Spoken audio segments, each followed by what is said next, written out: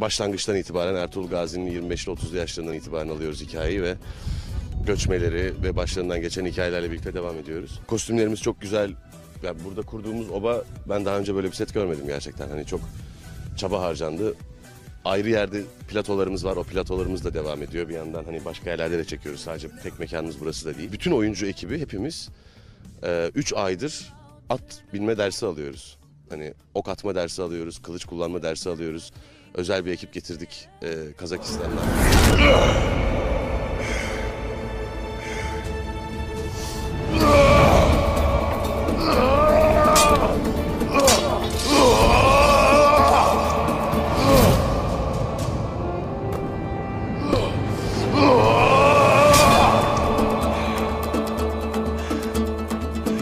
Aklıma gelmezdi bir gün 4 nal koşarken gerçekten arkaya dönüp ok atabileceğim ama şu an yapabiliyorum. Gerçekten evet, ilginç geliyor bana. Oyunculuğun güzelliği de bu. Hani her yeni projenizde başka bir şey öğreniyorsunuz. Ertuğrul. Söyle sultanım. Endişelenme benim için. İyi olacağım. Biliyorum.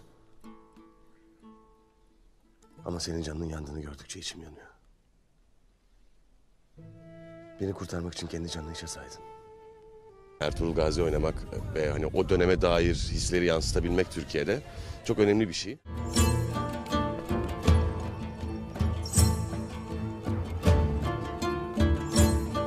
Osmanlı İmparatorluğu daha henüz ortada yok ve küçük beylikler halinde topluluklar var. O beyliklerin birbirleriyle savaşları var, büyük beylikler var ve biz aslında işte 5500 çadırdan oluşan küçük denebilecek o standartlarda bir obayız aslında. Süleyman Şah aramızda değiller. Çünkü verdikleri sözü tutmadıkları gibi Kefere Haçlılarla da işbirliği yapmıştır. Yalan!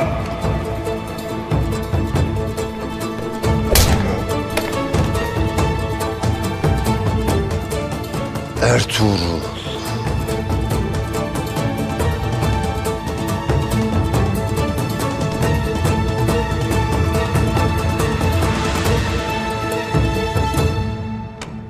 Ben Kayı boyundan Süleyman Şahoğlu Ertuğrul.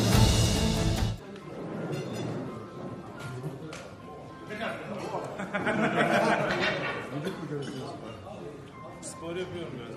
Evet. Hoş geldiniz. Gördüğüne sevindim. Eyvallah. Biz de öyle. Hoş geldiniz.